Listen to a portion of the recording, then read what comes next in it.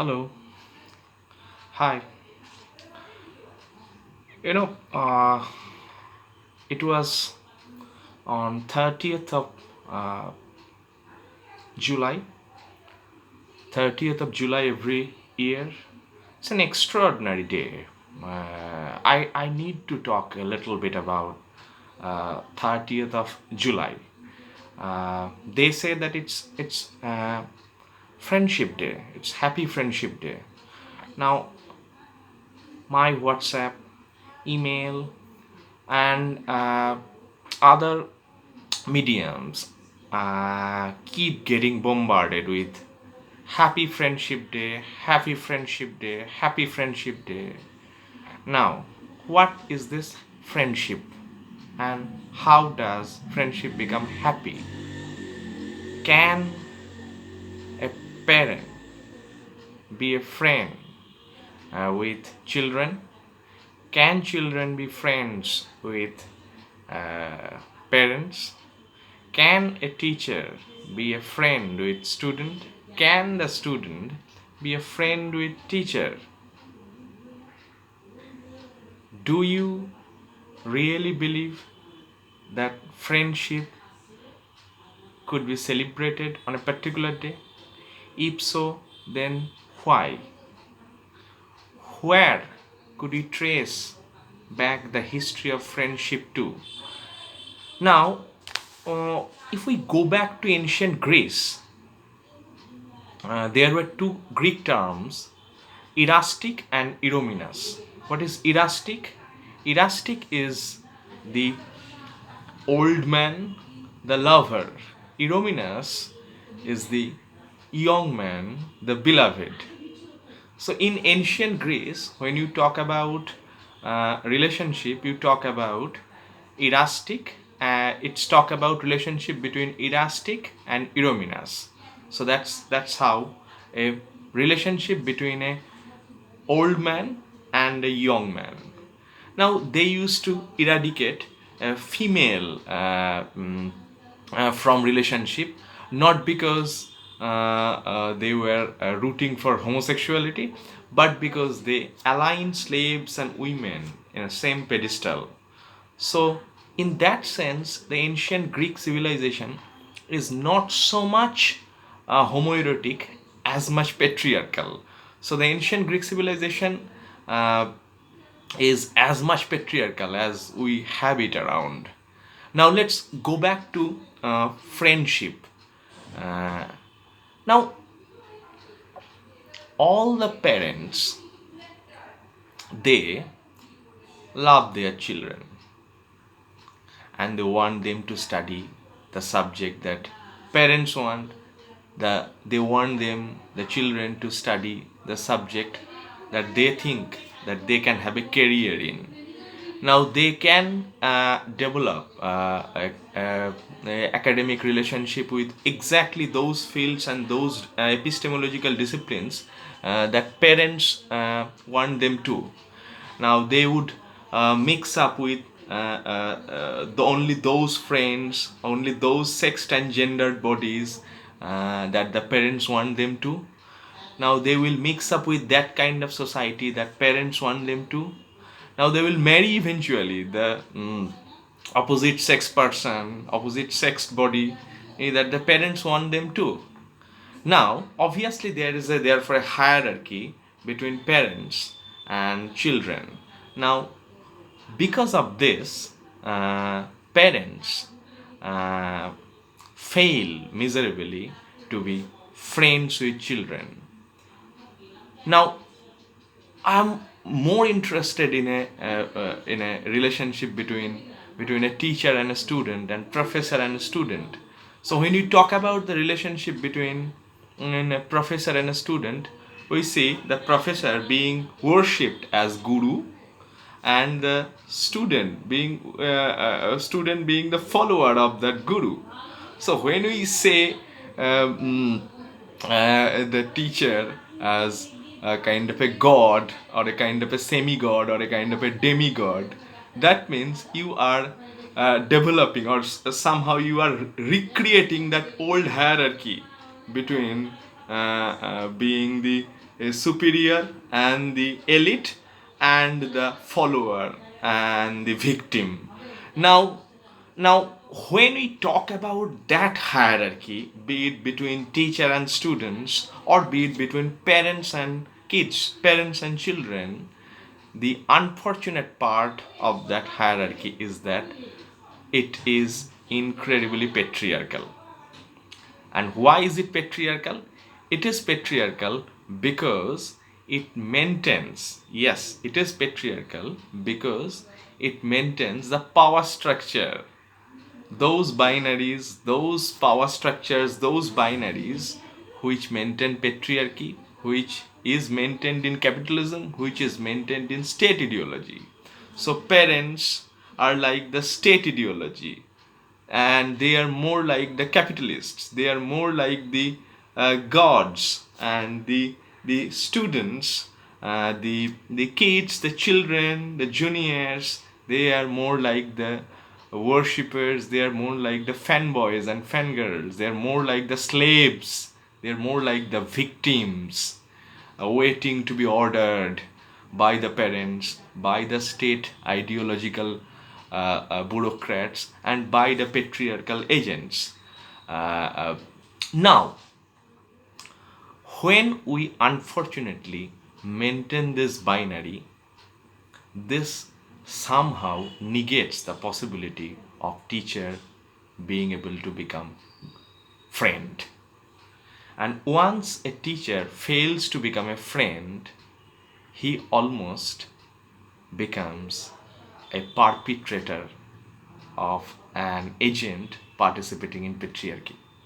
Now, therefore, the whole idea of teacher being a Bhagavan, or parents being a god, or kind of a Rashtra being someone who can only order, and we are there only as subjects to listen to states and parents and Abhibhavaks. Now, this kind of relationship unfortunately is colonial and therefore patriarchal. And how do we subvert this relationship? We can subvert this relationship only through friendship. But there is another trouble, and this is how patriarchy continually mutates and updates itself to maintain the colonial power politics. How? When we talk about friendship, we do not talk about love. Yes. And when we talk about love, we do not talk about friendship. For example, let me clarify this like this. When I am a male sex body, when I will say that I am in love or I have fallen in love with someone, that basically means, what does that mean? That basically means that I have fallen in love with a female sex body.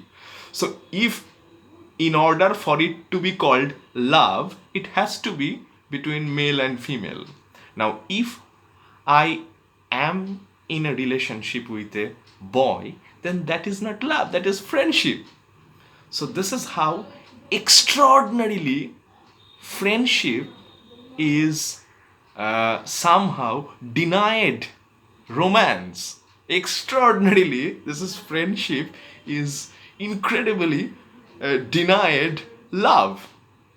And therefore, we do end up building a binary opposition, diametrically binary opposition between love being heterosexualized and friendship being queer. Yes, you heard me right. We have an extraordinary binary between love being heterosexualized and friendship being queer. Now, when we talk about our Bollywood films, we would see that movies like Dil Chata Hai and all those things, whenever a strong, serious male bonding happens between two persons, what does the director do? The director just throws in the third male guy. So if there are more than three male in an homoerotic situation, so what they do, it cannot be a love because the third person is there. Now, whenever there are two male persons are present, that's where the homophobia takes over.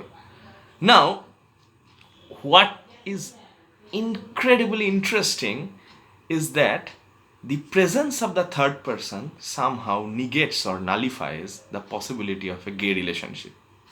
So that's why we will always have these three male bonding films, those Amir Khan movies. I don't remember the titles of them. You can always Google it. And the strong bond, the strong relationship, if it is shown between a, say, professor and a student, for example, movies like Aligarh, then always the professor is punished, hypnotized, pathologically treated, like Alan Turing, and then somehow the pathological treatment and medicalization ends up reconsolidating heteropatriarchy all over again, like it used to be. So, this in effect somehow thwarts its queer potentiality, and it fails to celebrate friendship as it is. Now,